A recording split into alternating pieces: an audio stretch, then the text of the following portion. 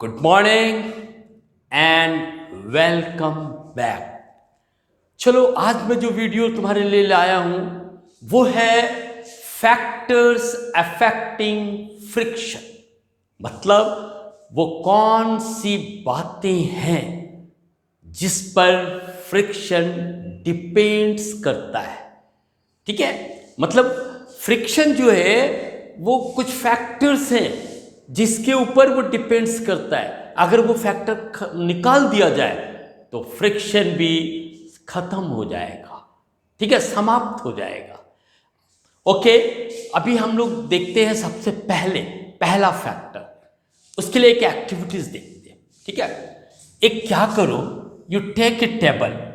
ये एक टेबल ले लो, this is the table, right. अब इसके ऊपर ब्रिक रखो, ये ब्रिक है।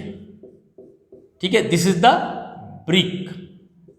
इस ठीक है, और यहां पे एक स्प्रिंग बैलेंस लगाओ।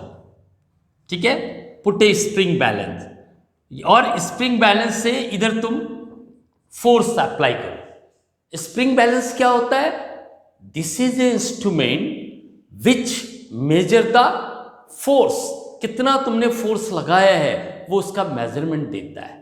ठीक है, इसमें एक स्प्रिंग होता है, यहां पे एक स्प्रिंग होता है, ये ऐसा ऐसा। ठीक है, और फिर उसमें एक ग्रेजुएटेड स्केल होता है, उसमें मेजरमेंट होता है, और एक पॉइंटर होता है। तो जब हम फोर्स अप्लाई करते हैं तो स्प्रिंग में टेंशन आता है, तो पॉइंटर आगे बढ़ता है और वो फिर मेजरमेंट देता है। ठीक है, अभी इधर देखो, ये ब्रिक है। ब्रिक में हमने एक स्प्रिंग बैलेंस को अटैच किया। ठीक है, और यहां से हम उसको खींच रहे हैं। ठीक है, और इसको खींचो और उसका नोट डाउन करो कि कितना फोर्स लगा उसके मूव करने में। ठीक है, जब वो मूव होने लगे उस समय स्प्रिंग बैलेंस का रीडिंग देख लो। सपोज ये जो है वो 10 न्यूटन है। ठीक है, ब्रिक को तुमने खींचा, खींचने में, उसको मूव करने में कितना फोर्स लगा? 10 न्यूटन। ओके, अब क्या करो, ये ब्रिक को प्लास्टिक, उसके ऊपर प्लास्टिक लपेट दो। ठीक है, इसको ये प्लास्टिक लपेटो पूरा, ये कवर करो प्लास्टिक से, इसको पूरा प्लास्टिक से। ठीक है, ये प्लास्टिक कवर किया तो ये सपोज इस टाइप का दिख रहा है। ओके, ये प्लास्टिक कवर है। अब फोर्स अप्लाई करो तो तुम देखोगे कि इट मूव्स वेरी इजीली। ठीक है, तो इसका और यहां पे जो फोर्स है उसका रीडिंग आ जाएगा 5 न्यूटन, आधा फोर्स कम हो जाएगा। इसका मतलब ये हुआ कि जो फ्रिक्शन है किसके ऊपर डिपेंड कर रहा है? ये कांटेक्ट के ऊपर, कांटेक्ट बिटवीन टू फोर्स। पहले ब्रिक था, ब्रिक का जो सरफेस था वो इरेगुलर था, अनइवन था। ठीक है, खुरदरा था, तो वो टेबल पे इंटरलॉक हो गया था। ठीक है ना, और उसमें हमको मूव करने में ज्यादा फोर्स लग रहा था। लेकिन उसे ब्रिक को जब हमने प्लास्टिक से पूरा कवर कर दिया, तो प्लास्टिक से कवर करने से वो ब्रिक का जो सरफेस है वो रेगुलर हो गया, इवन हो गया, मतलब खुरदरापन खत्म हो गया।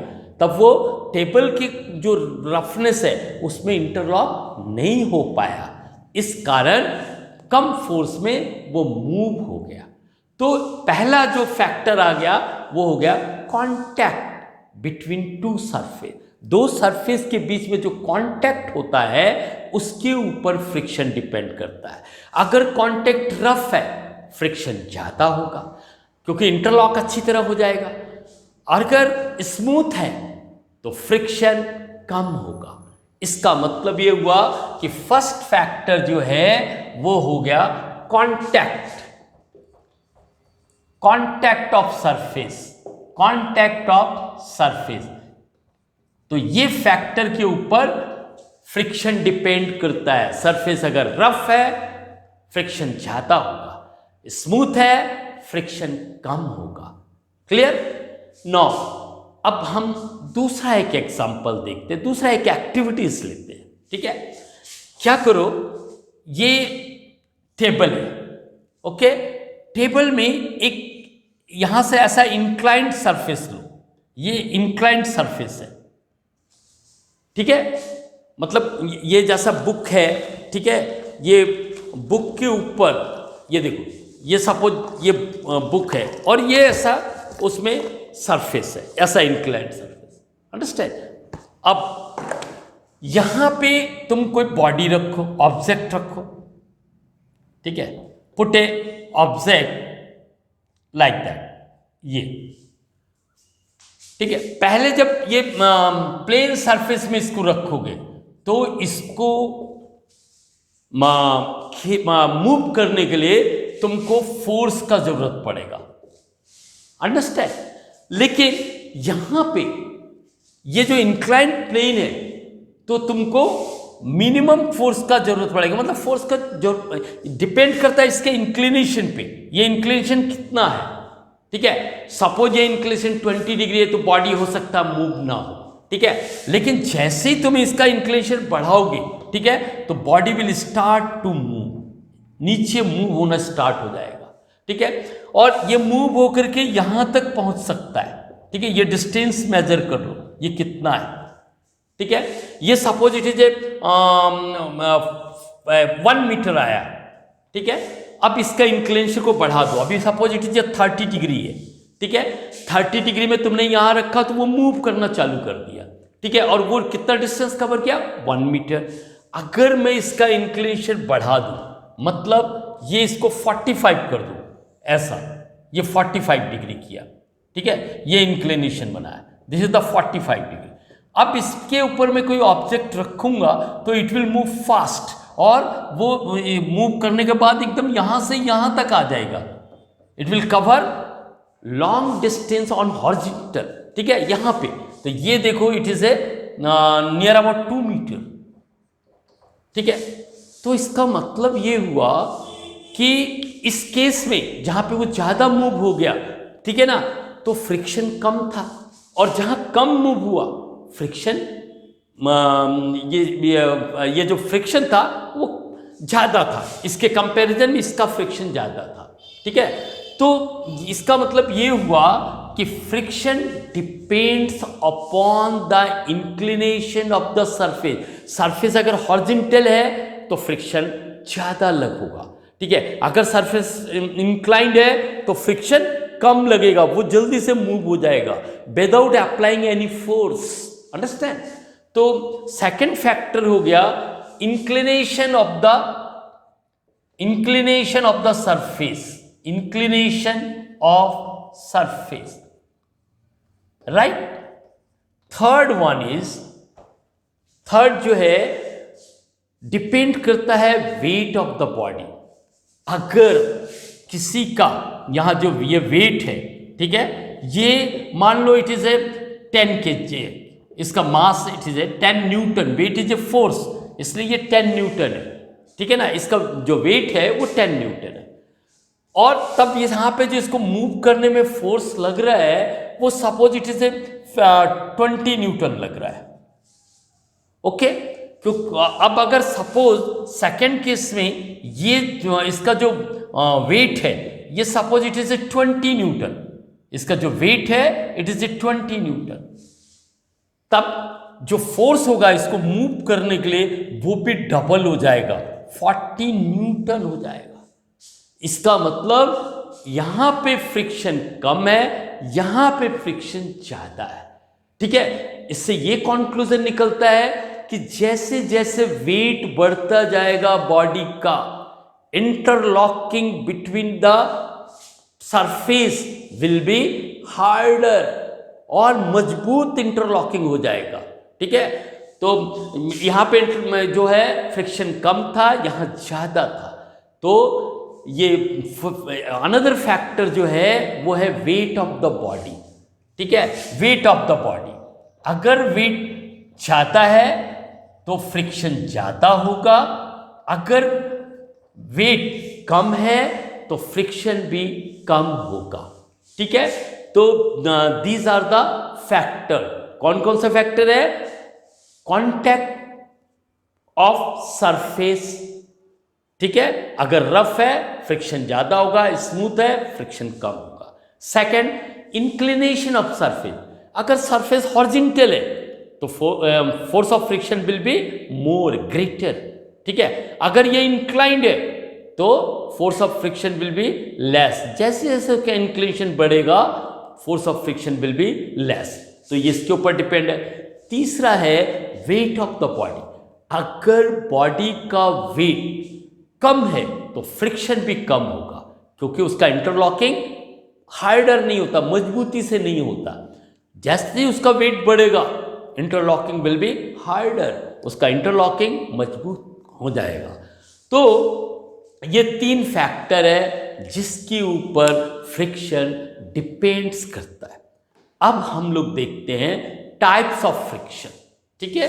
Next is types of friction. Friction के भी टाइप्स होते हैं, types of friction. First is static friction, static friction, ठीक है।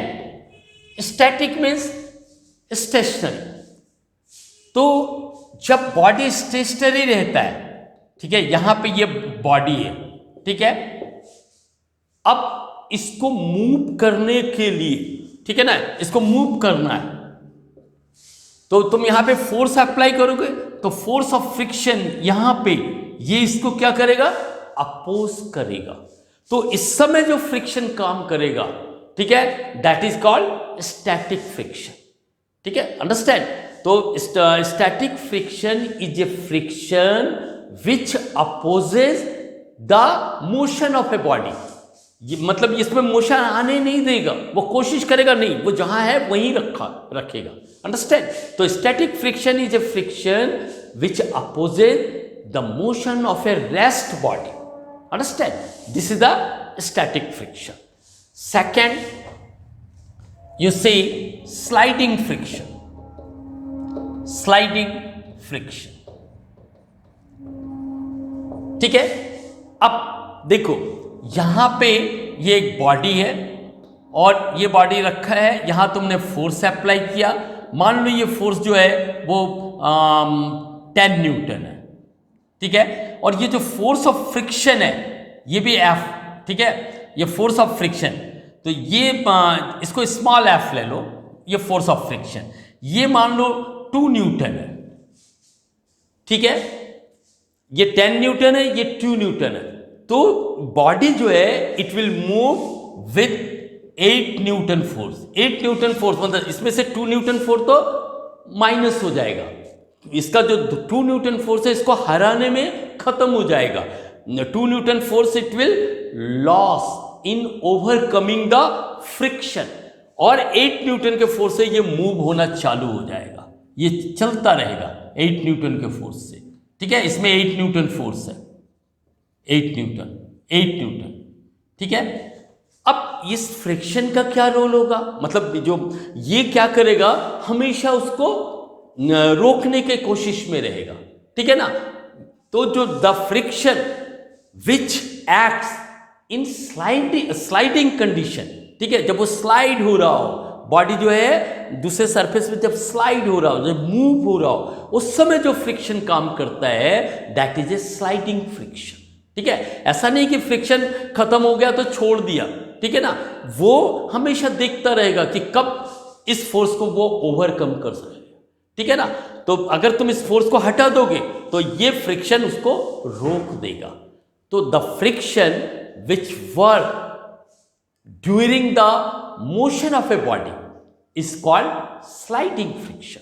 जो फ्रिक्शन किसी चलते हुए बॉडी के समय में काम करता है उसको कहते हैं स्लाइडिंग फ्रिक्शन, ठीक है। जब रेस्ट में बॉडी रहेगा और मूव करने की कोशिश करोगे तो जो फ्रिक्शन अपोज करेगा मूवमेंट को वो स्टैटिक फ्रिक्शन, और जब बॉडी मूव करता रहेगा, ठीक है, उस समय जो फ्रिक्शन काम करेगा, ठीक है, रोकने की कोशिश में लगा रहेगा, that friction is A sliding friction. Now third is fluid friction. Fluid friction, fluid friction, fluid का मतलब क्या होता है, the substance which can flow. ठीक है, जो जैसे कौन सा सब्सटेंस फ्लो होता है? Liquid and gases. अंडरस्टैंड? तो फ्लूइड का मतलब होता है लिक्विड एंड गैसेस। तो लिक्विड एंड गैसेस में जो फ्रिक्शन पाया जाता है that is a fluid friction. अब देखो जैसे पानी के अंदर जब तुम तैरते हो तो तुमको पानी को हटाना पड़ता है, ठीक है ना? तो जो वाटर है वो फ्रिक्शन प्रोड्यूस करता है। हम जितना आसानी से ये खुली हवा में दौड़ सकते हैं, चल सकते हैं, क्या पानी में चल पाएंगे? नहीं, ठीक है ना? वहां पे हमारा मोशन स्लो हो जाता है। क्यों? क्योंकि वाटर जो है वो अपोज करता है, ठीक है? तो वो वो कहलाता है fluid friction. The friction offered by fluid is called fluid friction. उसी तरह एयर में ये जो यहाँ पे जैसे एरोप्लेन वो जब चलता है तो उसको किसका अपोज का फेस करना पड़ता है? एयर का, ठीक है ना? तो वहां पे एयर जो है वो फ्लूइड फ्रिक्शन है, वो एरोप्लेन को बढ़ने नहीं देना चाहता, उसके अपोजिट डायरेक्शन में काम करता है। तो that is a fluid friction. तो fluid friction is a friction offered by fluid. Fluid means liquid and gases.